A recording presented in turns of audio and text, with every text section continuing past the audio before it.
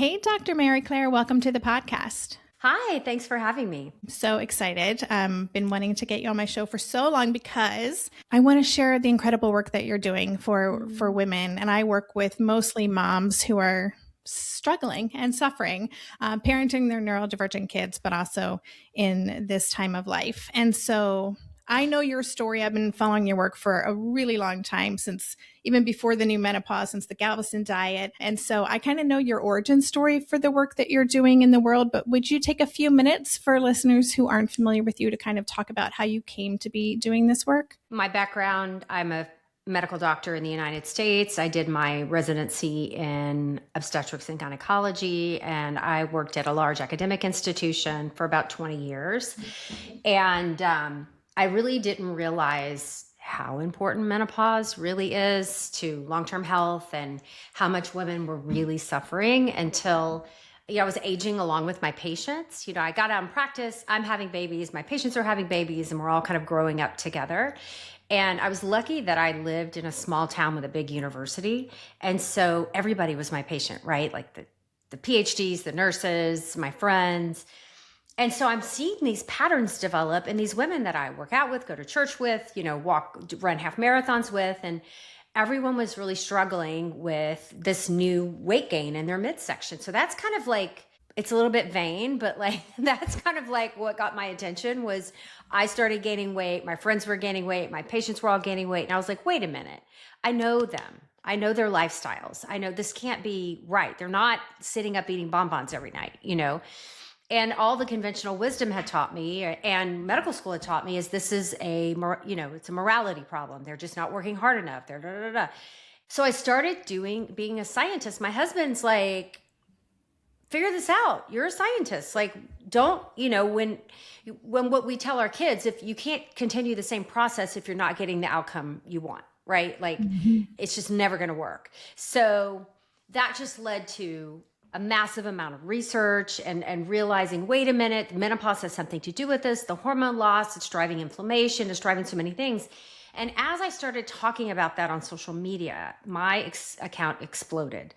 And there was so much interest in menopause in general, right? And so then, so Galveston diet was first, and talking about weight gain and visceral fat and all of that, but it blew into the whole menopause picture in general. And then that became the new menopause book and, kind of history from there. And then, I opened a menopause clinic. I built a company around menopause, and it's my whole personality now. Yeah. You really are in the forefront. I feel like everyone's talking about this now. And I feel like you are the kind of leading the charge, which is, I think, why I gravitated to your work so much. And just to say for listeners, this isn't the typical podcast conversation. It's not necessarily about parenting, but one of the reasons when I reached out to the publicist at Random House, I said, but this is a quality of life issue. And this is something I really wanted listeners of my show to have access to. And then I'm just going to hold up the new menopause. So someone held this up to me on a Zoom call a couple of years ago when I was describing my own personal suffering. And she's like, you have to read this book. And that became the book I gifted to all of my friends that year for the holidays. And I wish I'd had access to this much earlier. So I'm on the other side, right? Which is why I'm so excited about your new book. So your new book is going to help so many. Thank you for holding it up. It's going to help so many people. It's called The New Perimenopause, an evidence-based guide to surviving the zone of chaos and feeling like yourself again. It's so good. And let's kind of lay the framework here. So for listeners who are newer to this, can you just kind of clearly define perimenopause? It's different from menopause. So, you don't want to think of perimenopause as the waiting room for menopause. It is a very unique biological transition, very similar to kind of the chaos of puberty. So, it's jokingly called cougar puberty, but as chaotic, we don't just wake up and start ovulating, right? As teenagers or whenever you genetically just started having periods, 9, 10, 11, 12, 13, whatever. It is a year or two of massive hormonal shifts in the body before you become regular and everything kind of settles down into that ebb and flow of 28-day cycles for the average woman. Perimenopause takes much longer. Okay. It is a 7 to 10 year transition from normal, regular, hormone ebb and flows to and the reason why this all happens is that human females are born with all of our eggs. Okay. And then we run out. Menopause is no more eggs. That's it. You're exhausted your entire supply. And in medically, we call that ovarian failure, which sounds terrible, but it is a natural biological process for human females. So when we reach a critical egg threshold level, the signals that come from the brain that make an ovulation happen, right? The ovaries sit there and just wait to be told what to do. They do not operate on their own. They need the signals coming from the brain. The brain sends the signal down, and whenever you cross that threshold, the ovaries start becoming resistant to those signals. So the brain is the first thing to notice, wait, I sent my signals, where's my estrogen? Like it's not coming back up like it used to every month. The brain gets very upset. Our neurotransmitters, serotonin, norepinephrine, dopamine, are all related to our sex hormones of estrogen, progesterone, testosterone. And when we start going through this chaotic phase, so instead of just this gentle decline, which is what I thought I understood perimenopause to be, it is literally a zone of chaos. We have massive rises in estradiol, higher than we've ever seen outside of pregnancy, and then crashing down. And then delayed ovulations, and progesterone never kind of gets to where it used to be. So in a premenopausal woman, before menopause entered the chat, right, when she had enough eggs to keep that system rolling, you could predict on day 10 she does this, on day 12 she does that, on day 15 she does something else, and it's very biologically predictable, and the brain's super happy for most women in that phase, okay? Now we get to the point where you go into chaos. The brain is the first thing that feels it. It's not your periods. It's not your breasts, it is sleep disruptions, mental health changes, and brain fog. So when we look at the scans of glucose uptake through the menopause transition, and you see the frontal lobe getting hit so hard, where, our processing, that's the brain fog, and then in the memory center where we consolidate our memories. So we're seeing all of these brain symptoms first, years before the periods actually become irregular. So first of all, this is such good information because when I was going through this, it just wasn't available. And I also, maybe TMI for listeners, but I was on an IUD. So I didn't have a period for many, many years. So I had no idea. It was COVID. I had a 15-year-old neurodivergent kid struggling, like all of these things. And I was just like, oh, this is just what this time of life is like. But chaos, as you said, this zone of chaos is exactly what it felt like. Why do you think it catches so many women off guard? So they weren't prepared. They didn't understand. They didn't know, right? And so all of a sudden you feel like you're a little bit crazy, right? And you go to your doctor and they think you're a little bit crazy because they weren't taught that this happens, right? Everyone knows your periods stop, you have hot flashes. That is menopause. And that for years we only treated menopause to stop hot flashes for no other reason, right? And so we're not, the analogy I use, and I'm going to date myself here. Did you see Blue Lagoon when you were a kid? I'm older than you. I wasn't allowed to, but okay. I did watch it at Vicky's house. Yeah. So she starts her period, right, in the lagoon. She has no idea what's happening. Like she thinks she's dying. There's blood everywhere. She's crying, whatever. Like we prepare our girls for this, right? Like my kids had all the stuff bought, everything ready. It was just no big deal. They weren't scared. We're not doing this for perimenopause. Women are being blindsided by symptoms and not understanding. And then they're going to the medical profession and they're not getting help, the majority of them either, because we're not doing a great job training our medical professionals as to the biological consequences of perimenopause. And so that's what I'm working on, is that advocacy part. So this book is meant to provide education and anticipatory guidance for this transition. This is the little sister to the new menopause. Yeah, I love that. The little sister. Perfect. So one of the things I love is that you include these take to the doctor messages throughout, which are so helpful. And I will just share that I had to really push here in the Netherlands where I live is when I started taking, which I thought was called HRT, but now it's more preferable to call it. What's in a name? Yeah. Okay. Everybody, all these regulatory agencies are trying to like split hairs. It's hormones. Yeah. Hormones.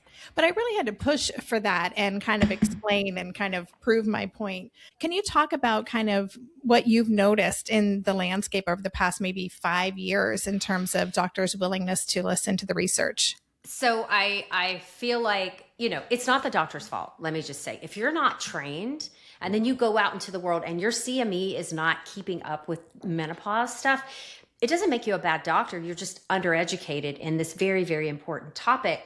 So, you probably right now have only about a 10% chance of being able to walk in the US into your OB-GYN, your family medicine, your internal medicine doctor, and be able to have a really robust conversation about menopause hormone therapy, simply because they were not trained.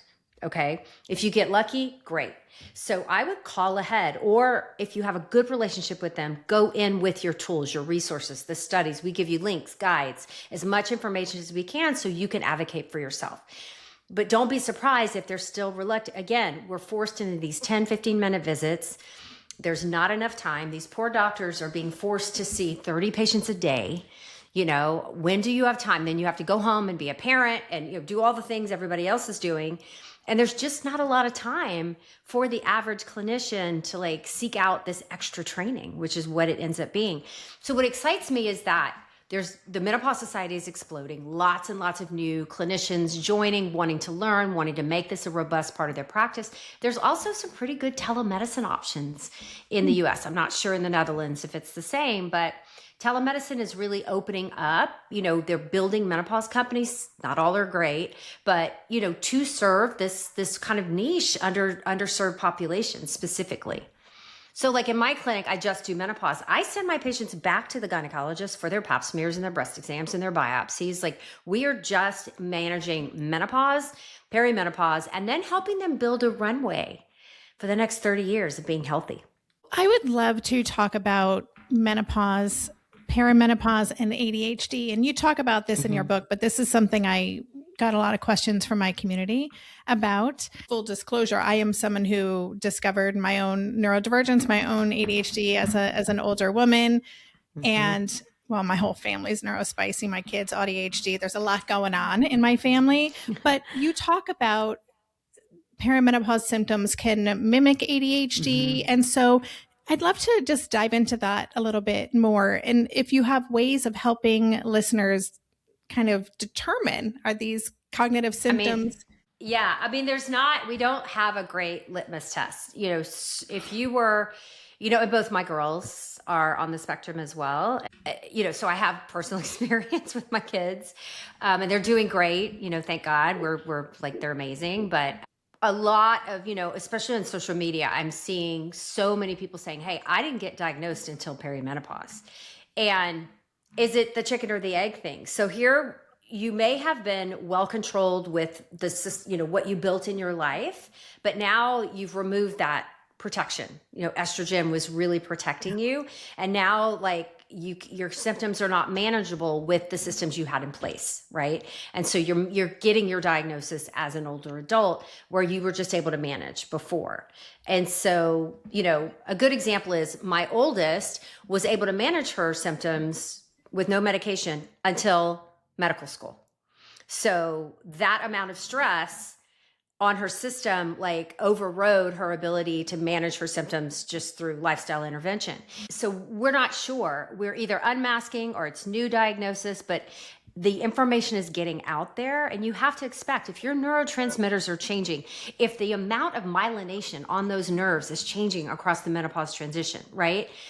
It makes sense that this is going to lead to, more ADHD type symptoms, whether or not you get the official diagnosis or not.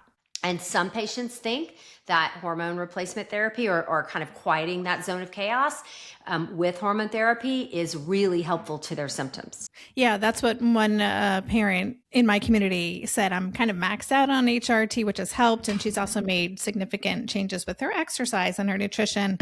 and no alcohol, which have also helped. So all of those things I think combined are making a difference. Let's also talk for a moment about the shifts in hormones that affect, anxiety. You talked about mental health, irritability, brain fog, and I'll, again, raising my hand, the anxiety and almost this existential depression, which I'd never experienced before. I experienced for the first time in my life when I was in this phase while trying to co-regulate with a human who was not very regulated at the time.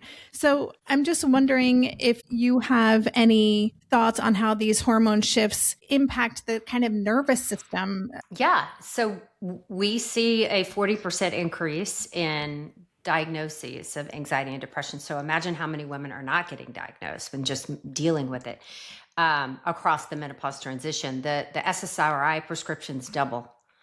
So, things like Prozac and Zoloft, we see a double of the prescriptions across the menopause transition. Like, come on, what's happening? So it can be anxiety and or depression or both.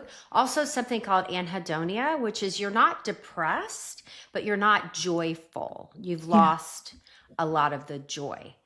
And things aren't just making you happy rather than you being sad all the time.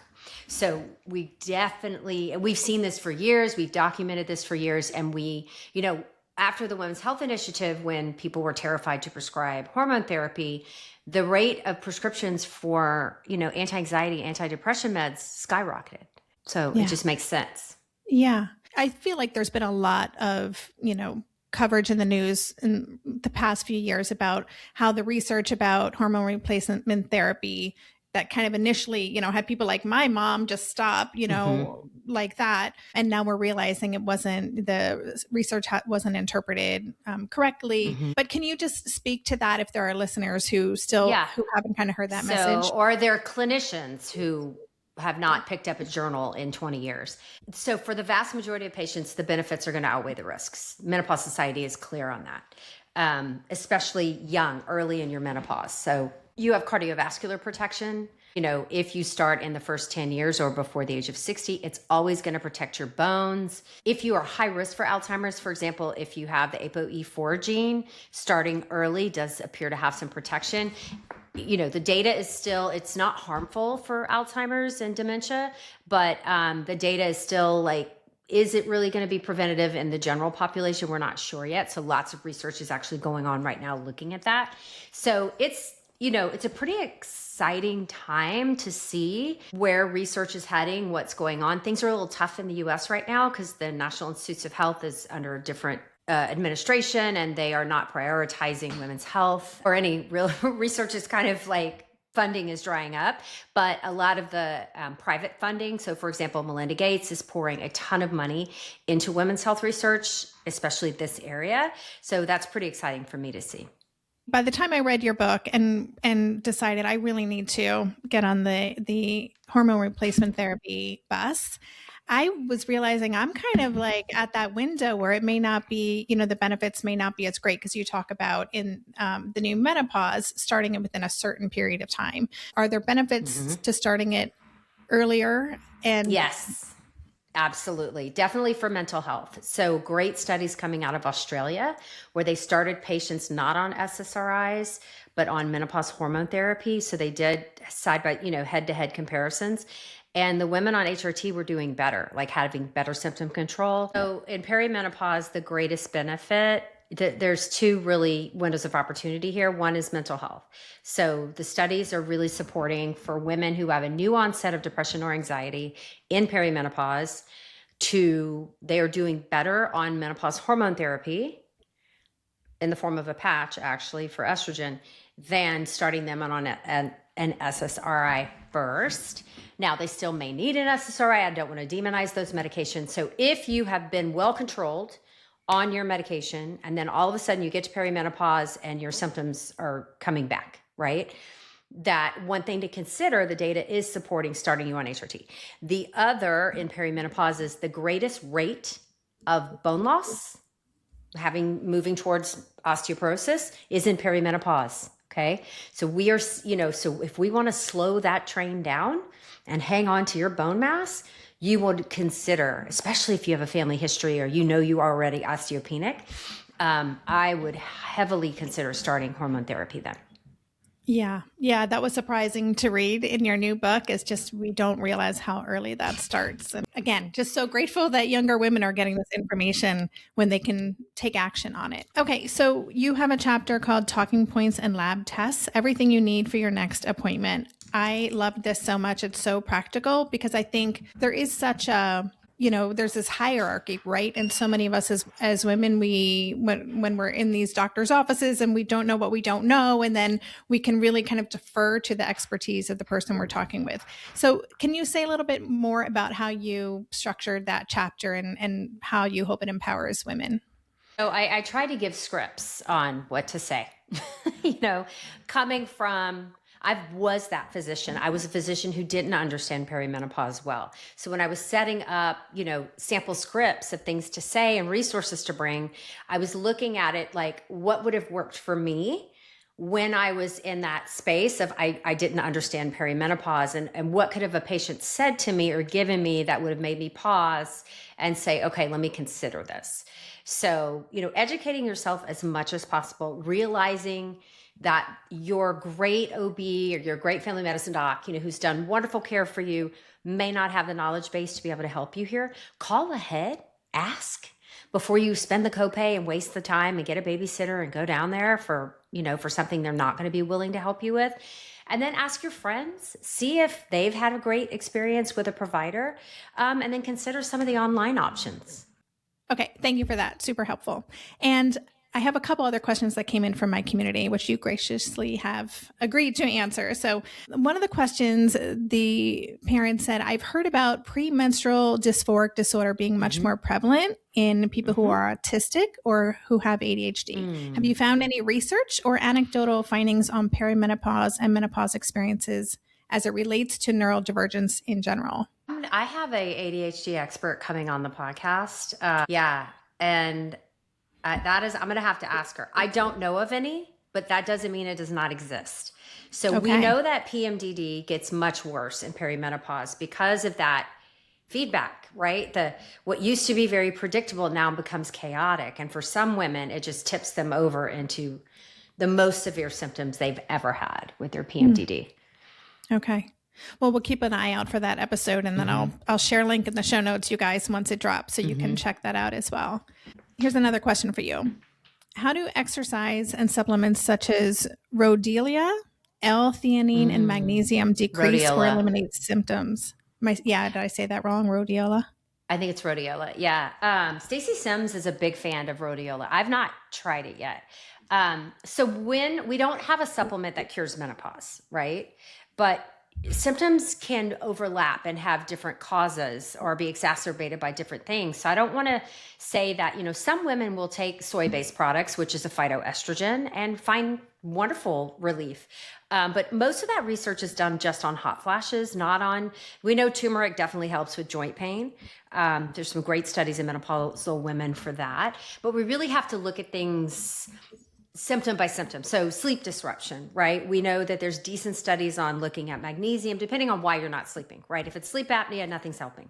But if it's hormone related sleep disruption, like the 3 a.m. wake ups, mag can be helpful. Rhodiola can be helpful. Lemon balm has shown some studies. L-theanine for anxiety has been shown to be helpful. So we really kind of approach it symptom by symptom. But what you don't want to do is end up with a bucket of supplements, treating all these little things when you just maybe need some estrogen, and that will make it all better. Yeah. Makes so much sense. And that was my next question is, you talk a lot about HRT and again, that has completely changed my life. I feel like myself again. I can exercise. I'm not in pain. I only have brain fog some of the time. But, you talk about these areas of sleep and nutrition and exercise. This is a multi-pronged approach. Are there any that you get kind of the most bang for the buck? Or is it really individualized? You have to sleep. If you're not sleeping, nothing works. So I have to protect my sleep with my life.